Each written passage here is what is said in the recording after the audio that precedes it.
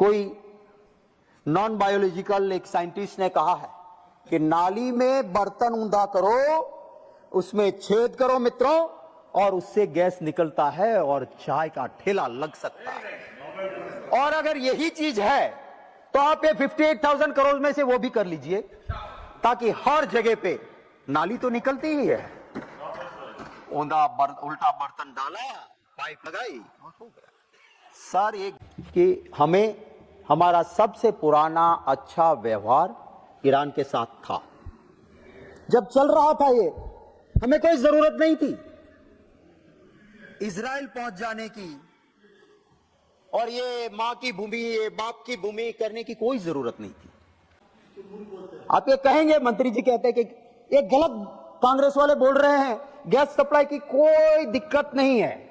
आइए मेरे साथ, मैं दूर रहूंगा, आपको अहमदाबाद से लेके हर जगह पे गैस सिलेंडर के लिए लोगों की लाइन दिखाऊंगा। क्या ये ऑपोजिशन की लगी हुई लाइन है?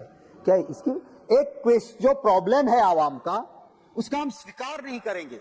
मैं वित्त मंत्री जी जो अप्रोप्रिएशन बिल 2026 लेके आई है, उसके पर अपने विचार रखता हूं। माननीय उपसभापति महोदय, संविधान के आर्टिकल 114(1) और आर्टिकल रेड विथ आर्टिकल 115 जो प्रावधान संविधान ने दिए हैं, उसके मुताबिक जो अप्रोप्रिएशन बिल आया है, और उसमें वित्त मंत्री जी डिमांड ऑफ ग्रांट्स लेके आई 2,81,000 crore and odd demand of grants, माने पूरक ग्रांट मांगने के लिए वित्त मंत्री जी इस गृह के सामने आई है। मैं देख रहा था 18, 32 एंड 43 माने 18, 32 एंड 43 ग्रांट्स टोटल है, पर कुछ में रिपीट होती है, कुछ में ओवरलैपिंग होती है, और इसलिए अगर प्रैक्टिकली देखें तो देयर आर 61 ग्रांट्स। मैं सबसे पहले वित्त मंत्री जी जो 57,038.48 करोड़ जो लेके आई है, बहुत बड़ी राशि है। और ये राशि वित्त मंत्री जी इसलिए लेके आई है कि उनका कहना है, माननीय उपसभापति महोदय, कि ये अमाउंट मुझे इसलिए चाहिए, ये है इकोनॉमिक स्टेबिलाईजेशन फंड। और वित्त मंत्री जी का कहना है कि मुझे इसलिए चाहिए कि कुछ अनएक्सपेक्टेड ऐसी चीजें हो रही है, हमारी सप्लाई चेन अनएक्सपेक्टेड डिस्टर्ब हो रही है, एलपीजी की दिक्कतें आएगी, इनको स्टेबिलाईज करने के लिए इकोनॉमिक स्टेबिलाईजेशन फंड मैं लेके आई हूं, ये वित्त मंत्री जी का कहना है। लेकिन उपसभापति महोदय, इतनी बड़ी राशि माने 57,000 एंड ऑड करोड़ आपको लाना पड़ रहा है। आप कहोगी कि आप लोग कहते हो कि एलपीजी का दाम नहीं बढ़े, देख नहीं सरकार नहीं करती, इसलिए हम कर रहे हैं। Sir, this crisis are man made crisis, I am sorry to say. हमारा संविधान जब बना उस वक्त बहुत चर्चाएं हुई थी। हमारे संविधान ने उस वक्त कहा था, हमारा देश किसी और देश की राजनीति में कभी भी हस्तक्षेप नहीं करेगा। हमारा संविधान बना तब उन महान आत्माओं ने कहा था कि हम नॉन अलायंस रहेंगे, हम किसी दो के झगड़े में हम पक्षकार नहीं रहेंगे। आज क्यों ये हो रहा है, आपने कभी सोचा है? हमारी सबसे बड़ी सप्लाई चेन जिस चैनल से आती थी, उस चैनल का कंट्रोल ईरान डिस्टर्ब कर सके, ये दुनिया जानती थी। आपका सबसे बड़ा सप्लाई चेन ईरान के पास से गुजरता है। आपको क्या हरमोज में, आपको पता था कि हमारे लिए इंपॉर्टेंट है, आपको क्या जरूरत थी जब ऐसा माहौल था? आपको पता नहीं है, आपका विषय नहीं है। कुछ बीजेपी में बैठे उनको पता नहीं कि अप्रोप्रिएशन बिल क्या है, और मुझे टोकते हैं। संजय जी, सर मैं ये कहना चाहता हूं, आप नहीं, आप उनको भी रोक रहे हैं, आपको भी रोकना है। आप take your seat, Sanjay ji. No, मैं उनको भी कह रहा हूँ, आपको भी कह रहा हूँ, आप बैठ जाइए। मैं आई विल नेम यू, मैं नहीं चाहता, उनको भी कहा और आपको भी कहा, आप प्लीज नहीं, ये क्या तरीका है साहब? मैं सबको बोल रहा हूं और आप हर बीच बैठ करके आप बोलते जाएंगे हर बीच, ये क्या तरीका है? माननीय शक्ति सिंह गोहिल जी, मैं सबको रोक रहा हूं प्रमोद जी, कोई आप सबसे आप फिर आप टिप्पणी कर रहे हो उधर से चुप है, क्या तरीका है? अभी भी बैठ कर सीट पे बोलना क्या तरीका है? बैठिए सबसे बैठ, अभी तो कोई नहीं बोल रहा, अभी तो कोई नहीं बोल रहा, आप बैठ जाइए। संजय जी मैं कह रहा हूं बैठ जाइए, कोई नहीं बोल रहा, अभी आप शुरू कर रहे हैं, प्लीज बोलिए शक्ति सिंह गोहिल जी। सभापति महोदय, I know my scope and whatever I am submitting, that is within the scope, because in the appropriation bill there is a demand and huge demand. When there is a huge demand, on that I am speaking, but unfortunately my friends from BJP, they don't know anything and unnecessary interrupting. आप बोलिए। Sir मैं ये कहना चाहता था कि हमें हमारा सबसे पुराना अच्छा व्यवहार ईरान के साथ था। जब चल रहा था ये, हमें कोई जरूरत नहीं थी इजराइल पहुंच जाने की और ये मां की भूमि है बाप की भूमि करने की कोई जरूरत नहीं थी। कुछ देश है जिनको दिक्कत नहीं आ रही है क्योंकि वो इस तरह से पार्ट नहीं बने। आज देश जो भुगत रहा है, विदेश नीति किसी पॉलिटिकल पार्टी की नहीं हो सकती है। पॉलिटिकल पार्टी आती है जाती है, विदेश नीति देश के लिए होती है और विदेश नीति देश के हित में होती है, बिना सोचे समझे। क्योंकि ये जवाहरलाल नेहरू जी ने किया था, क्योंकि कांग्रेस ने किया था, तो मैं दूसरे के साथ ऐसी विदेश नीति, ये नहीं चलता है सर। और इसीलिए आपको 58,000 and odd करोड़ का आज आपको इकोनॉमिक स्टेबिलाईजेशन फंड लेके यहां पर आना पड़ रहा है। मैं जरूर आपके जरिए वित्त मंत्री जी को कहना चाहूंगा कि आपकी सबसे ज्यादा चिंता गैस सप्लाई की है। आपने 58,000 करोड़ रखा है, उसमें से एक प्रावधान आप ये भी कर लीजिए, क्योंकि कोई नॉन बायोलॉजिकल एक साइंटिस्ट ने कहा है कि नाली में बर्तन ऊंधा करो, उसमें छेद करो मित्रों, और उससे गैस निकलता है और चाय का ठेला लग सकता है। और अगर यही चीज है तो आप ये 58,000 करोड़ में से वो भी कर लीजिए, ताकि हर जगह पे नाली तो निकलती ही है, उल्टा बर्तन डाला, पाइप लगाई और हो गया। सर ये गैस की चिंता है सर। हमारे एक पक्षी को हमारे गुजरात में शाहमृग कहता है, जब कोई पीछे लगता है तो वो अपना सर रेत में डाल देता है। वो मानता है कि मैं किसी को नहीं देखता हूं, इसलिए कोई भी मुझे नहीं देखता है। ऐसी नीति सरकार ना करे। आप ये कहेंगे, मंत्री जी कहते हैं कि ये गलत कांग्रेस वाले बोल रहे हैं, गैस सप्लाई की कोई दिक्कत नहीं है। आइए मेरे साथ, मैं दूर रहूंगा, आपको अहमदाबाद से लेके हर जगह पे गैस सिलेंडर के लिए लोगों की लाइन दिखाऊंगा। क्या ये ऑपोजिशन की लगी हुई लाइन है? क्या इसकी एक क्वेश्चन जो प्रॉब्लम है आवाम का, उसका हम स्वीकार नहीं करेंगे तो उसका हल नहीं निकलेगा। इसलिए मैं चाहता हूं कि सरकार इस बारे में गंभीरता के साथ जरूर सोचे। सर 19.23 करोड़ वित्त मंत्री जी की इस एप्रोप्रिएशन बिल में फर्टिलाइजर के ऊपर की ग्रांट की डिमांड है। सर मुझे कहना पड़ रहा है,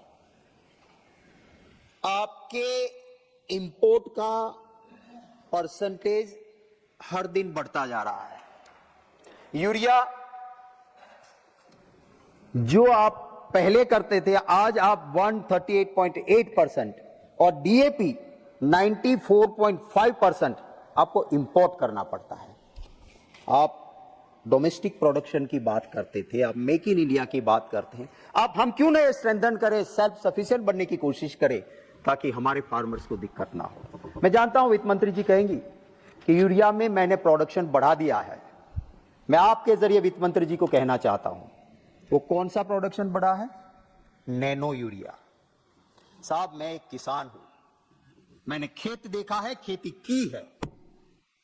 किसान अपनी जमीन के लिए उससे बेहतरीन साइंटिस्ट और कोई हो नहीं सकता है। जब देश का किसान कहता है कि नैनो यूरिया हमें रिजल्ट नहीं देता है, हमें नैनो यूरिया नहीं चाहिए, हमें प्योर यूरिया चाहिए, ये सरकार कहती है कि no, compulsory nano urea use करो।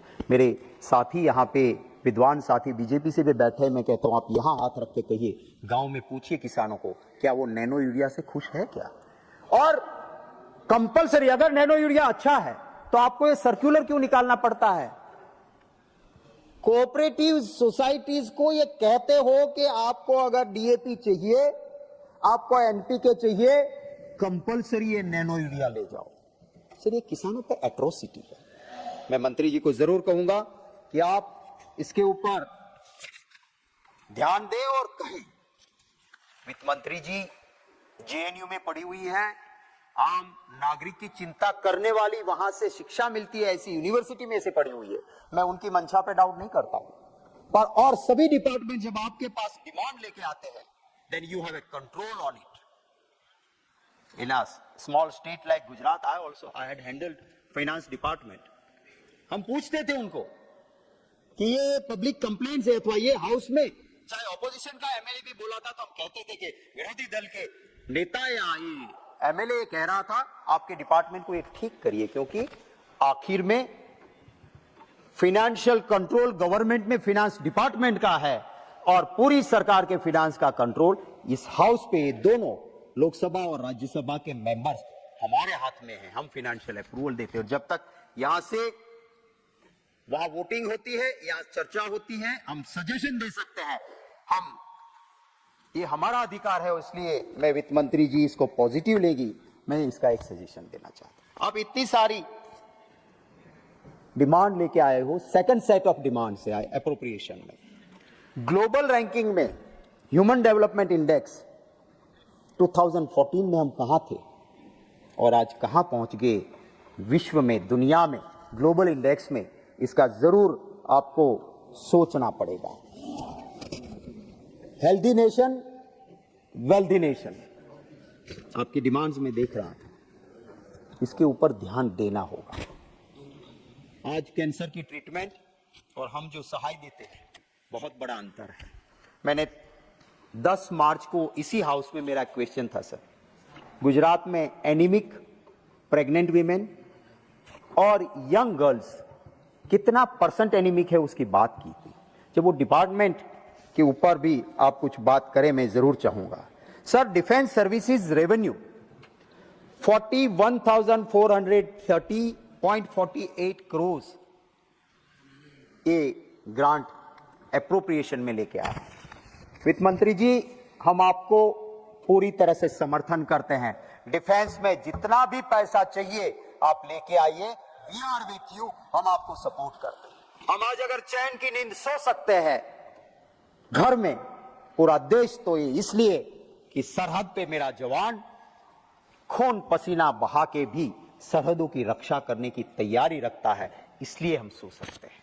मुझे खुशी होती कि आप आरएनडी में भी पैसा डिफेंस सर्विसेज में लेके आते। डिफेंस में आपने सिर्फ रेवेन्यू में बढ़ाया, रेवेन्यू के लिए आपकी एक्स्ट्रा डिमांड है। हमारे जो दुश्मन है, चाइना है, पाकिस्तान है, आप देखिएगा चाइना का रिसर्च एंड डेवलपमेंट आप जीडीपी के साथ, क्योंकि उनका जीडीपी तो बहुत बड़ा है, उनके साथ मैं आपको ये नहीं कहता हूं, पर कम से कम उनका आरएनडी का जो बजट है और हमारा बजट देखिए। मैं आपके जरिए वित्त मंत्री जी से कहना चाहता हूं, जब डिफेंस सर्विसेज में 41,430 करोड़ का आप रेवेन्यू में डिमांड लेके आए हो, तब मुझे आपसे कहना है कि आप ये भी पर्याप्त नहीं है।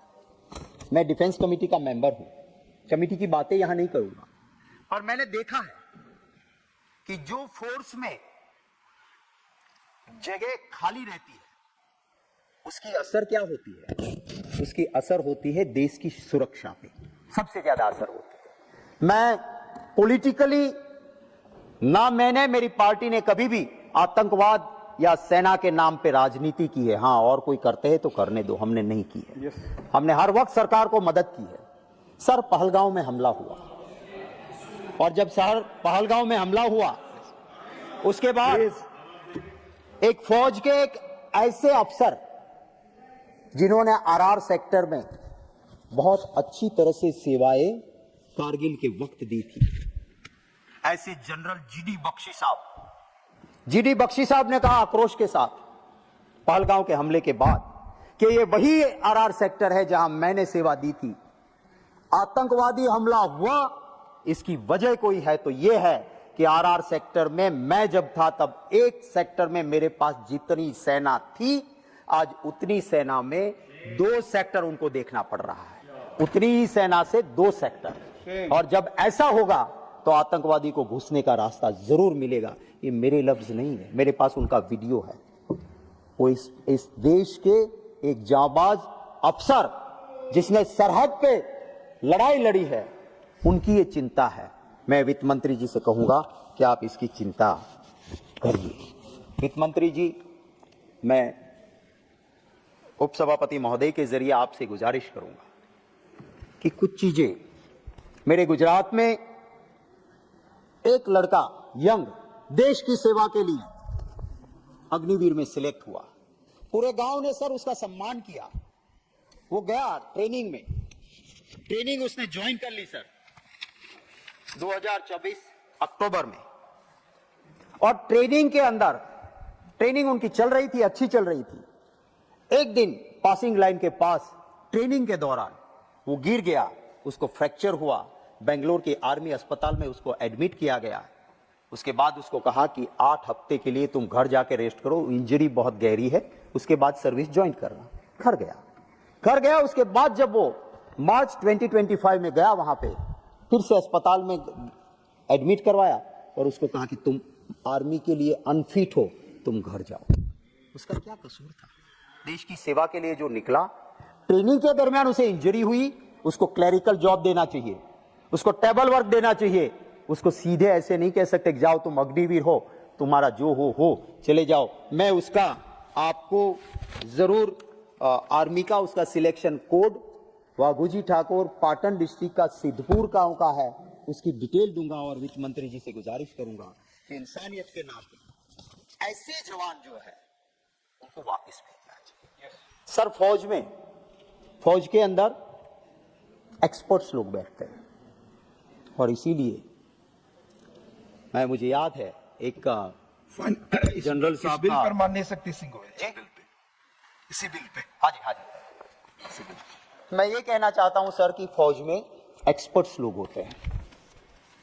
अगर कोई वो कहते हैं उसके बाद दूसरा कहना, मैं मानता हूं हमारे पॉलिटिशियन के लिए ना ठीक है ना फौज के लिए ठीक है। पाकिस्तान के साथ युद्ध चल रहा था, फौज ने कहा कि कंड्यूसिव एटमॉस्फेयर नहीं है। उसको पूछा गया कि क्या बादल है? फौज ने कहा बादल भी है। कंड्यूसिव आई डोंट नो, समझा है नहीं समझ में आया। बादल है तो कोई बात नहीं, जाने दो, बादल में दिखेगा नहीं। सर सिंथेटिक एपरेटिव रडार SAR कहते हैं। Now latest SAR is available. कितने भी घने बादल हो, रडार में वो देखा जाता है। सर हमारे पास भी ऐसे रडार है, पाकिस्तान के भी पास ऐसे रडार है, और इसलिए फौज ने कहा था, बोले नहीं बादल है जाने दो। हुआ क्या सर? हमारा एयरक्राफ्ट गिरा दिया। अभिनव नाम का हमारा पायलट पाकिस्तान ने पकड़ लिया और फिर दुनिया के सामने बड़ा दिल दिखाते हुए हमारे पायलट को वापस किया। ये सब क्यों हुआ? क्योंकि एक नॉन बायोलॉजिकल इंसान की ये गलतियों की वजह से सर ये हुआ। आप जानते हैं वो रिकॉर्ड पे नहीं जाएगी। सर मैं फोर्स में जो भी करना पड़ता है उसके लिए जितना भी करो उतना कम है। फौजी कंट्रीब्यूशन देता है बरसों से, और सरकार भी देती है, और एक्स आर्मी मैन को और उसके फैमिली को अस्पताल की सेवाएं मिलती है। आप उनके लिए पैसा लेके, वित्त मंत्री जी आई है, माननीय उपसभापति महोदय, आपके जरिए मैं उनको बधाई धन्यवाद देता हूं।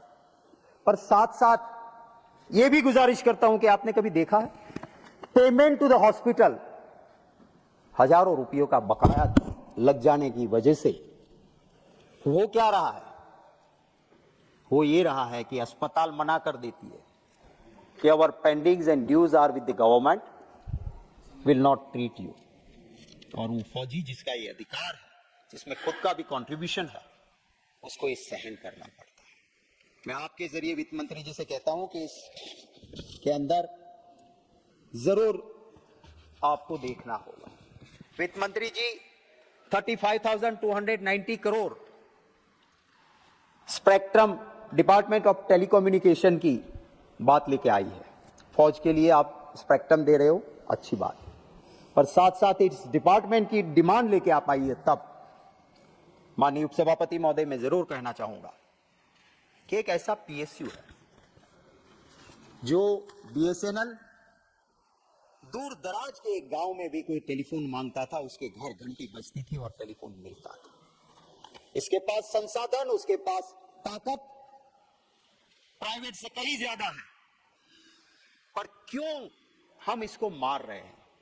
सर, एक सरकार ने सर्कुलर कर दिया कि बीएसएनएल जो है वो कोरिया, जापान, कहीं से भी अच्छी टेक्नोलॉजी नहीं ले सकता है। बीएसएनएल को सिर्फ मेक इन इंडिया ही लेना पड़ेगा। मैं खुश होता यही सर्कुलर अगर दूसरों के लिए कि भाई दूसरे टेलीकम्युनिकेशन वाले हैं, चाहे रिलायंस का हो, चाहे एयरटेल का हो, चाहे वोडाफोन का हो, उनके लिए भी यही होना चाहिए। कंपटीशन तो तब होगी ना, आप एक के पांव में जंजीर डालोगे और दूसरों को छूट दोगे और कहो कि करो कंपटीशन। बीएसएनएल के लिए रूल बनाया, प्राइवेट के लिए नहीं।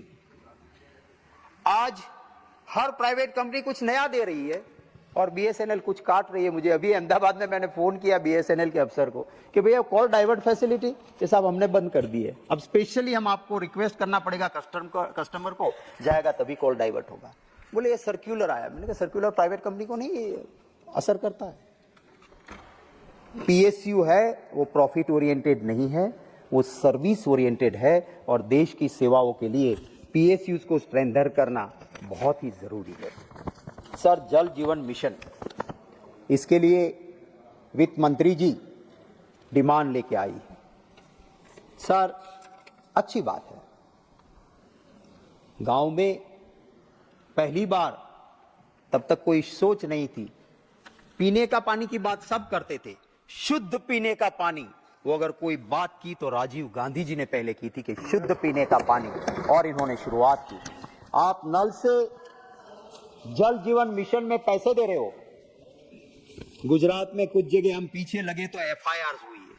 सर, क्या होता है, नल तो लग जाता है, नीचे पाइपलाइन नहीं होती है, और फिर जब नल खोलता है कोई तो पानी नहीं आता है और दीवार पे लिखा होता है बीजेपी। हमारे गुजरात में कहते बीजे माने दूसरी जगह जाके पी, यहां नहीं मिलेगा। ये जल जीवन मिशन है।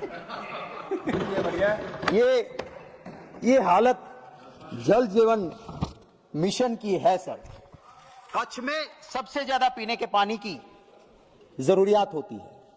आपने बहुत पैसे दिए वहां पे, और जो पाइपलाइन लगनी चाहिए, मैं चैलेंज के साथ कहता हूं, सीबीआई को इन्वेस्टिगेशन दे दो, पूरा खर्चा और जो पेनल्टी कहेगी गवर्नमेंट मैं भरूंगा। वहां जो पाइप जल जीवन मिशन में लगनी चाहिए वो बीजेपी के नेता के फार्म में पानी पहुंचाने की लगाई दी गई है, और पानी कच्छ में नहीं मिल रहा है। सर, हमने पंचमहाल डिस्ट्रिक्ट में मुद्दा उठाया, एक अधिकारी ठीक निकला, उसने एफआईआर की है कि जल जीवन मिशन में करोड़ों रुपए चाव किए गए हैं। तो इस जल जीवन मिशन सिर्फ करप्शन का जरिया ना बने। मैं आपके जरिए वित्त मंत्री जी से कहना चाहता हूं कि कम से कम इसका असलियत थोड़ा सा आप चेक करवाएंगे, फिर ये मंशा अच्छी, पर इसके लिए काम भी उसी तरह से होना चाहिए। सर, यहां पे सिविल एविएशन के लिए भी एप्रोप्रिएशन बिल में एक ग्रांट का बहुत बड़ा हिस्सा वित्त मंत्री जी के बिल में है। मैं आपके जरिए कुछ मुद्दे की बात करना चाहता हूं। सर, प्राइवेट को एयरपोर्ट्स दे दिए हैं। एयरपोर्ट्स में पहले कानून साफ था, पैसेंजर यूजर्स डेवलपमेंट चार्ज। वो पैसेंजर का यूजर्स डेवलपमेंट चार्ज किस तरह से गिना जाता था, उसके एक नियम, उसका एक अलग प्रावधान, उसका एक अलग से इंडिपेंडेंट अथॉरिटी जो तय करती थी। इस सरकार ने क्या कर दिया, पहले ये कानून था कि एयरपोर्ट के अंदर अगर कोई शॉप्स क्रिएशन के लिए पैसे लगे, क्योंकि जितना इन्वेस्टमेंट होता है एयरपोर्ट में उसके आधार पर यूजर्स डेवलपमेंट चार्जेस लगते हैं। पहले प्रावधान था कि जो ये दुकानें लगती है, जो शॉप्स बनती है, उसका तो वो किराया वो लेता है, जो भी एयरपोर्ट चलाता है वो। इसलिए उसका पैसा पैसेंजर के ऊपर ये एयरपोर्ट का इन्वेस्टमेंट में नहीं गिना जाएगा। और सच भी है, क्योंकि पैसेंजर जाता है वो तो मॉल में जाएगा शॉपिंग करने, एयरपोर्ट के अंदर शॉपिंग करने थोड़ा ही पैसेंजर जा रहा है। हाँ, कोई जरूरत पड़ी, छोटी मोटी चीज, मेडिकल स्टोर, ये हो गया ठीक। आज तो एयरपोर्ट में बड़े बड़े मॉल बना दिए, और ये मॉल के लिए जो इन्वेस्टमेंट होता है, पहले कभी भी पैसेंजर के ऊपर उसका यूजर्स डेवलपमेंट में नहीं गिना जाता था। सरकार ने कानून बदल दिया, दोस्त अदानी ने ले लिया, तो उसके बाद से ये यूजर्स डेवलपमेंट चार्ज पैसेंजर के ऊपर, अंदर वो महल बना खड़ा कर देगा, उसका इन्वेस्टमेंट किया, उस पैसे का चार्ज किसके ऊपर लगेगा? पैसेंजर के ऊपर। 250 रुपये में जो यूजर्स डेवलप, मेरा एक क्वेश्चन था सर, इस सरकार का जवाब है, 250 रुपया था $, users development charge Ahmedabad airport में। आज 1680 रुपये लगते हैं। कौन सा स्वर्ग खोड़ा हो गया कि 250 से 1680 हो गए? ऐसी चीजों को देखना होगा। इस देश को इस तरह से कोई लूट चला सके, ये हो नहीं सकता। सर, एक सबसे बड़ी डिमांड ग्रांट की एडवर्टाइजमेंट, इंफॉर्मेशन टेक्नोलॉजी, उनके लिए कम्युनिकेशन के लिए लेके वित्त मंत्री जी आई है। मेरा तो यही कहना है कि आप जब डिपार्टमेंट आते हैं तो आप उनसे पूछते हैं कि when I made the budget, आप ही के डिपार्टमेंट ने कुछ चीजें बताई थी और हमने बजट का एस्टिमेट किया, रिवाइज एस्टिमेट होता है। पर ये इतनी बड़ी आप ग्रांट एप्रोप्रिएशन में पूरक मांग में लेके आते हो, उसकी वजह क्या है? और क्या ये पैसे सही जगह जा रहे हैं? सर, ये मेरा तेरा भी होता है। अगर किसी जर्नलिस्ट ने सच बोल दिया तो उस मीडिया हाउस की एडवर्टाइजमेंट बंद। यस यस यस यस करे, वाह वाह वाह वाह करे, उनको जितनी चाहे उतनी मिलती रहे। ये प्रजा की ट्रेजरी के पैसे हैं। आप जिन जिन डिपार्टमेंट में सप्लीमेंट्री डिमांड्स लेके आए हो, उसके सामने आपने जिन डिपार्टमेंट्स को बातें ग्रांट दी थी, वहां पे सेविंग हो रहा है। और वो कौन से डिपार्टमेंट है? वो जनता के हित करने वाले हैं। सर, मैं मेरी 1.5 मिनट बाकी है, वो मेरे दूसरे साथी कोई बोल सके, इसलिए मेरी बात को यहीं खत्म करते हुए एप्रोप्रिएशन बिल के ऊपर मैंने जो कुछ सुझाव दिए हैं उसको पॉजिटिवली वित्त मंत्री जी ले, ये आपके जरिए मैं रिक्वेस्ट करता हूं। धन्यवाद। Next speaker